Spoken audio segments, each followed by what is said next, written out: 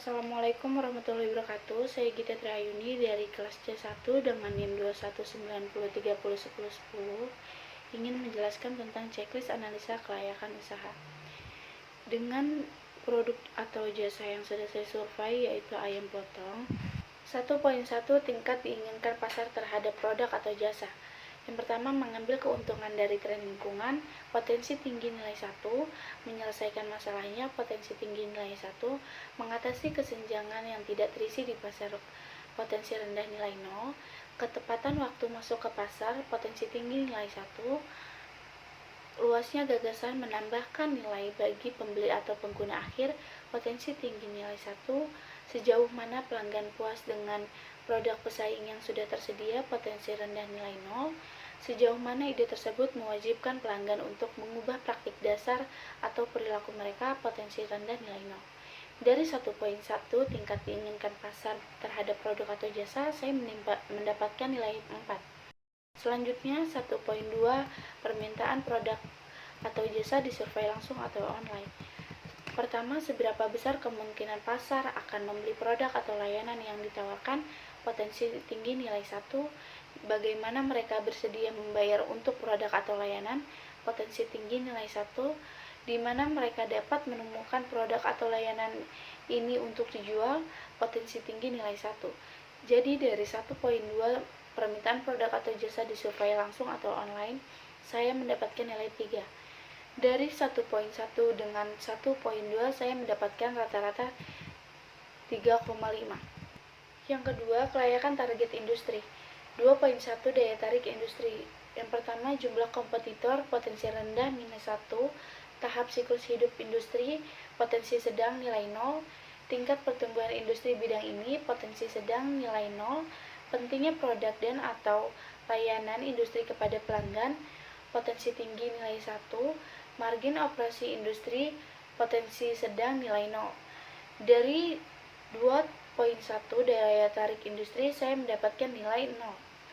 Selanjutnya 2.2 daya tarik target pasar dan konsumen.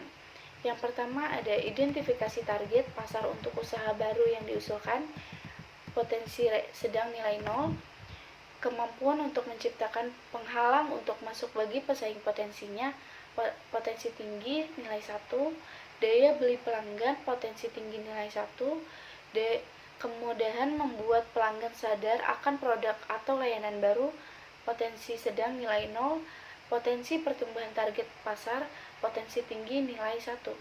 Dari 2.2 daya tarik target pasar dan konsumen saya mendapatkan nilai 3. Dari 2.1 dan 2.2 saya mendapatkan nilai 1,5. Yang ketiga, analisa kelayakan organisasi. 3.1 kecakapan proses manajemen.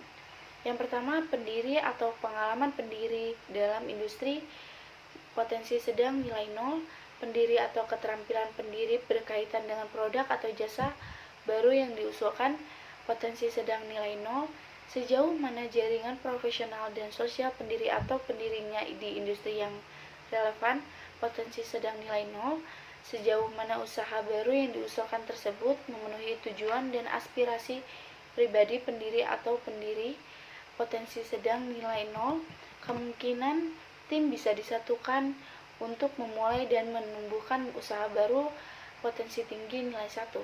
Dari 3.1 saya mendapatkan nilai 1. Selanjutnya 3.2 kecukupan sumber daya. Yang pertama, karyawan dengan kompetensi spesifik, potensi sedang nilai 0. Kedua, perlindungan properti intelektual pada aspek kunci bisnis tidak berlaku pada saat pemula, potensi sedang nilai 0. Jadi dari 3.2 saya mendapatkan nilai 0. Dari 3.1 dengan 3.2 saya mendapatkan nilai 0,5. Selanjutnya yang keempat, kelayakan finansial. 4.1 total modal awal yang dibutuhkan. Modal ekuitas atau equita kapital, potensi sedang nilai 0, modal utang atau debit kapital, potensi rendah minus 1, modal khusus atau speciality kapital, poin sedang nilai 0. Dari 4.1 saya mendapatkan nilai minus 1. 4.2 Kinerja keuangan bisnis sejenis. Karakteristik ekonomi industri, potensi sedang nilai 0, probabilitas dan risiko saat ini, potensi sedang nilai 0, nilai perusahaan, potensi tinggi nilai 1. Jadi dari 4.2 saya mendapatkan nilai 1. 4.3 Daya tarik finansial keseluruhan. Yang pertama, hasil keuangan historis, yaitu potensi sedang nilai 0, proyeksi pendapatan potensi tinggi nilai 1, keuntungan setidaknya untuk 3 tahun ke depan potensi sedang nilai 0, margin kotor dan laba sebelum pajak sebagai presentasi dari pendapatan potensi rendah tinggal nilai 0, daya tarik relatif terhadap perusahaan nilai dengan yang telah Anda lihat potensi sedang nilai 0. Jadi dari 4.3 saya mendapatkan nilai 1. Dari 4.1, 4.2 dan 4.3 saya mendapatkan nilai 0,5. Nah, yang terakhir, potensi keseluruhan. Bagian pertama, kekuatan ide bisnis mendapatkan nilai 3,5 atau potensi sangat layak dengan saran mencari ide yang lebih menarik. Bagian kedua, isu terkait industri atau pasar mendapatkan nilai 1,5 atau potensi layak dengan saran memperluas pemasaran bisnis supaya bisnis tersebut dikenal banyak orang. Bagian ketiga, kelayakan organisasi mendapatkan nilai 0,5 atau potensi layak dengan saran mempelajari lebih luas cara berbisnis yang baik. Bagian keempat, isu finansial mendapatkan nilai 0,5 atau potensi layak dengan saran memperbanyak produksi dan memperluas pemasaran supaya finansial bisa mencapai sangat layak. Jadi penilaian keseluruhan mendapatkan 1,5 plus layak plus potensi layak dengan saran mengembangkan produksi beserta ide bisnis supaya produk lebih dikenal.